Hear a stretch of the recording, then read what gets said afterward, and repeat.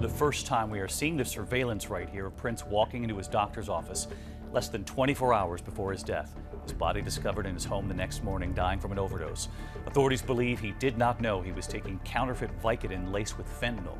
They still do not know who. She died of pneumonia? Absolutely not. Why? What evidence do you have? She was in the best of health. We just saw each other prior to her. I'm flying back out to Utah, and my agent, she's hitting me up about all these people that want to rent my house out, and I'm saying no. And she said, listen, this one client really wants to rent your house out for the year, and he'll give you 95 grand a month. And I was like, 95 grand a month? Like, is that a typo? Is that an error? So that convinced me. Prince tried to warn us, and now his words are coming back with a vengeance. People always say the industry's darkest secrets get buried with the legends. And guess what? Diddy's name is getting dragged through federal court for these wild freak-offs. And suddenly, Prince is part of the story again. That ain't no coincidence. Word is the feds are digging up everything.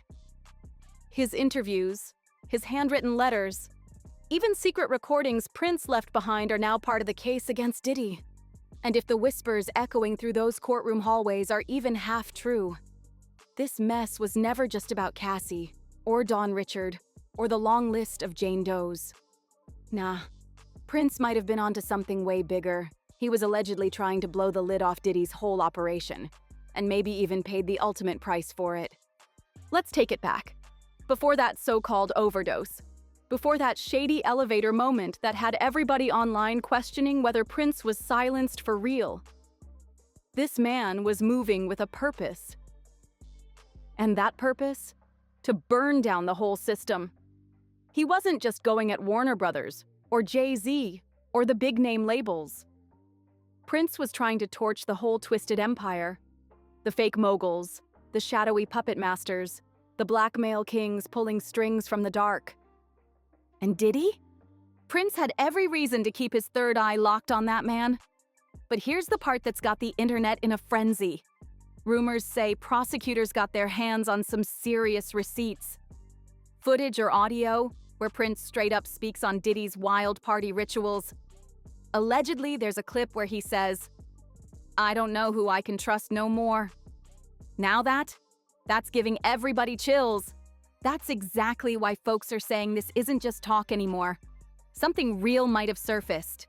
Word on the blogs and behind-the-scenes industry whispers is that a legit tape from Prince's inner circle came up early in the Diddy investigation. And get this, Cassie's legal team supposedly referenced it in a sealed pre-trial motion. It wasn't no poetic mystery either. Prince allegedly dropped names, called out what he actually saw, and issued a straight-up warning about the twisted things happening at Diddy's infamous secret mansion parties. Now here's where it starts cutting deep. This ain't just rumors or internet drama. These are patterns, behaviors, and stories that line up. Y'all remember that old interview where folks said Prince would let people use his LA spot for events? But he never stuck around himself? One of those parties? Yup. Diddy hosted it. Even though Prince gave the green light for the location, he always kept his distance. Why? Because insiders claim Diddy had rules. No bodyguards allowed, no phones. And you couldn't leave early unless Diddy approved it himself. If that don't sound like some locked-down cult setup, what does? And here's the wild part. Cassie backed it all up in court. She testified that one night, she dipped out on dinner with friends to head to a party at Prince's house. But the second she spotted some BET execs, and then Diddy walking through the door, she didn't hesitate. She turned around and ran out of there. That's not a coincidence. That's fear, straight up. She said, "I caught a glimpse of him, left the party, and ran out as fast as I could." That's how real it got. She even said she fell into some bushes trying to escape. That's how scared she was. And just hours later, Diddy allegedly broke into her Beverly Hills hotel room and beat her down. Now think about that. If Prince let that party happen but didn't show up, maybe it's because he already knew what those nights really turned into. The first time we are seeing the surveillance right here of Prince walking into his doctor's office less than 24 hours before his death. His body discovered in his home the next morning, dying from an overdose. Authorities believe he did not know he was taking counterfeit Vicodin laced with fentanyl. They still do not know who. It's crazy when you realize Prince and Diddy never truly connected, even though both were major industry giants. Diddy once revealed he tried to get Prince to collaborate on Life After Death, Biggie's final album. But Prince? He wasn't feeling it. He didn't clear the samples, didn't want to talk business. Insiders say he wasn't vibing with Diddy's whole energy. And one of the most cold-blooded moments? That went down back in 2011 at the Essence Black Women in Music event. Prince had a full VIP setup. Velvet ropes, 4 security guards, the whole thing. When Diddy tried to roll up during Janelle Monáe's performance and give him a dap, Prince stayed still. He shook his hand through the ropes but didn't even think about letting him inside that booth. Insiders said Prince wasn't about that flashy show-off vibe Diddy loved so much. While Diddy was out here chasing cameras and bragging, Prince kept it humble, spiritual, grounded. But maybe it wasn't just about style. Maybe Prince saw the darkness before the rest of us even had a clue. She died of pneumonia? Absolutely not. Why? What evidence do you have? She was in the best of health. We just saw each other prior to her. And don't forget, Prince had been battling the industry machine for decades. So who knows what secrets he uncovered? Remember when Prince wrote "slave" on his cheek during that war with Warner Brothers? He wasn't just making a statement. He was fighting for his masters like his life depended on it. He told fans straight up, record contracts are just like, I'm gonna say it, slavery. He warned every young artist out there, don't sign. And now folks are finally connecting the dots. Because that same shady setup, that's what Diddy's being accused of using on his own artists. He'd sign them young, lock them into dirty deals, and rake in the money while pushing out anyone who spoke up. Craig Mack, Day 26, Danity Kane, Black Rob. They all said similar things, but back then, when Prince tried to tell us, people laughed. Now in 2025, ain't nobody laughing anymore, especially since the government is allegedly digging through Prince's old tapes. Some sealed by his estate, some mysteriously leaked. And now folks are wondering, did Prince already know Diddy was tied into something way darker? It sounds wild, but the internet's buzzing with one question. Was Prince low-key an informant? Think about it. Prosecutors are supposedly using Prince's own words in the case against Diddy. So the feds had this Prince tape all along and still let Diddy run wild? Whether that tape is real or not, the energy surrounding it is different. Why else did Prince go full recluse in the 2010s? Why did he reportedly warn friends, don't pray for me yet? I'm flying back out to Utah, and my agent, she's hitting me up about all these people that want to rent my house out, and I'm saying no. And she said, listen, this one client really wants to rent your house out for the year, and he'll give you 95 grand a month. And I was like, 95 grand a month? Like, is that a typo? Is that an error? So that convinced me. And here's the part that gave everybody chills. At his final concert, after playing Purple Rain, he looked at the crowd and said something real spooky. Wait a few days before you waste any prayers on me. 6 days later, he was gone. So the real question is, how did this all really end? Prince didn't just pass peacefully in his sleep? Nah. His death in April 2016 still feels off to a lot of people. He was found slumped in the elevator at Paisley Park, his private estate, just days after pulling off a surprise concert. The official story? Fentanyl overdose. But here's where it gets shady. Prince was known for being clean, vegan, no alcohol, didn't even like being around smoke. So when folks heard he was allegedly abusing painkillers, eyebrows went way up. That's when the theories exploded. Because just weeks before his death, Prince was reportedly working behind the scenes to change the whole game. He was allegedly trying to cut new ownership deals with younger artists, straight up warning them, don't trust those major labels. Word is, he even met privately with a few rappers and R&B stars to discuss building an independent artist union. That kind of power shift? That would have shaken the industry to its core. And it wasn't just Diddy feeling the heat. After Prince's death, his estate sued Jay-Z and Tidal for allegedly streaming his music without proper paperwork. Now, Jay had made a deal with Prince while he was still alive to host some of his tracks on Tidal. But the estate said it was never finalized, and that the streaming was straight up illegal.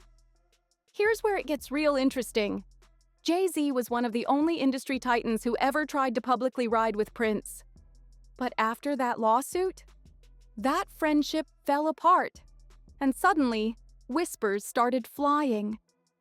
If Jay and Prince were clashing over money at the end, did Jay know something deeper? Did he realize what Prince was really trying to expose before it was too late? And if Jay did know, what else was he keeping quiet about when it comes to Diddy? Everybody's heard about Diddy's infamous freak-offs, those secret invite-only parties with no phones, no bodyguards, and NDAs tighter than a mob contract. But now, people are finally asking the real question. Who was showing up to these things? Because when you start lining up names, something stands out. Prince's name? Always floating around the edge of Diddy's world, but never inside it. Prince threw his own parties, and when he did, they were locked down, private, and drama-free. Just look at the 2005 Golden Globes after-party he hosted. Every A-lister you can think of was there. But Prince, he never even came downstairs. He stayed upstairs out of sight, like he didn't trust the vibe at all. Now stack that next to Diddy's scene. You feel the difference, right? Prince knew something was off, and he wanted no part of it. Now let's spin it back to Cassie's trial, because this next moment might be the most eye-opening part of the whole case. She said she went to Prince's house for a private concert, thought it was a safe spot. But the second she saw Diddy walk in, she panicked, ran across the front yard, tumbled into some bushes, and straight up fled to the Beverly Hills Hotel. That same night, Diddy allegedly kicked down her hotel room door and attacked her. That's not just wild. That's terrifying. And let's be real, this wasn't some shady club in the hills. This was Prince's house. If someone like Cassie, already scared out of her mind, believed she'd be safe under his roof, that tells you everything about how clean Prince kept his image. No chaos, no fear, just respect. But the fact that Diddy showed up uninvited to Prince's spot, that wasn't just ego. That was a move, a power play. Like he was sending a message loud and clear. Now circle back to that rumored Prince tape the prosecutors allegedly got locked away. Because things are starting to heat up for real. More insiders are stepping forward saying there might be actual sealed recordings Prince left behind. And some sources are calling it nuclear evidence, the kind that could blow this whole case wide open. If Diddy's legal team pushes too hard, and if that tape does exist, it's game over. Because it's not just about Diddy's wild behavior. Prince supposedly spoke on the entire system. The trafficking, the young artists being exploited right in front of everybody. Now, think about that. And tell me again why Prince's death was so sudden, so strange, and so unresolved.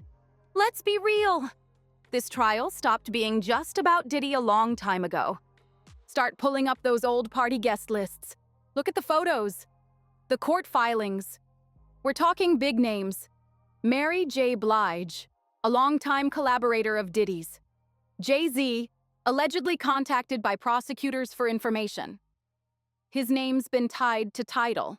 And according to some blogs, he hit the Freakoff guest list not once, but twice.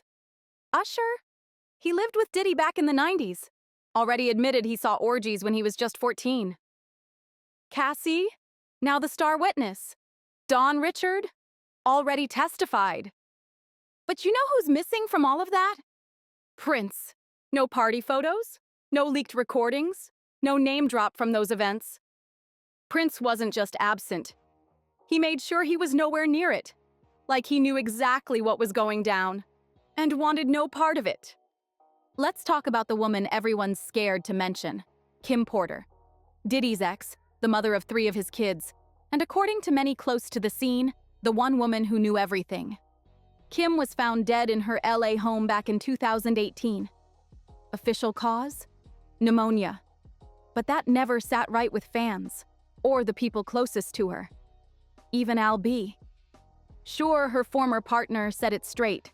He believes she was murdered. Word is, Kim Porter was planning to drop a tell-all book. And around that same time, Prince wasn't just talking about artist rights, he was making moves. By 2016, he was strategizing to build an artist-run platform to rival Tidal. He was mentoring young singers, holding secret songwriting sessions at Paisley Park. And get this, Prince allegedly hired private security to document what was going on inside certain industry mansions in LA. And now, with Diddy finally on trial, folks believe some of that footage might be real evidence. This is why Prince's estate got raided right after his death in 2016. What were they really searching for? Because after he passed, the estate revealed he had an actual vault, like thousands of hours of unreleased audio, videos, handwritten journals, encrypted files, all locked in safes. And now people are saying the feds might have already gotten their hands on it. Now here's where it all flips upside down. Diddy's witness list just got unsealed. And guess what? It allegedly includes over 80 names. Yeah, you read that right. Not 8. 80. And it ain't just musicians either. This list supposedly has executives, models, bodyguards, stylists, engineers, even politicians. That's how deep this rabbit hole goes. And if even a fraction of this is true, then we're only scratching the surface of what really went down. And if Prince had any private convos with Diddy in those final years, you better believe they're locked in those sealed files too. Let's just say it plain. This wasn't just some wild party scene. This was a full-on blackmail operation. Diddy allegedly used those freak-offs not just for fun, but for power. Recording guests, saving files, creating leverage to keep folks quiet and in check. And that might explain everything. Why A-listers kept showing up, why nobody dared speak out, and why even politicians were seen creeping through those party doors. Politicians, y'all! Now pause on that. If Prince knew even a piece of this, and actually recorded or documented it, then yeah, it makes a lot more sense why people are saying his death was way too clean. Say whatever you want about Prince, eccentric, private, maybe even hard to read, but he was miles ahead. He warned us, decades ago. And now, Diddy's in court, Jay-Z's staying quiet, and Prince's own words, the ones everybody brushed off, are allegedly being used in a RICO trial in 2025. You can't make this up. He didn't live to watch it unfold, but the fight Prince stood for, the stuff he died protecting, it's finally coming to the light. And folks are starting to ask the real question. Maybe he didn't just die. Maybe he was erased. Maybe Prince was the last real warning shot before the empire started crumbling. So hit that like button, drop a comment with your thoughts, subscribe for more breakdowns, and share this if you think the truth deserves to be heard.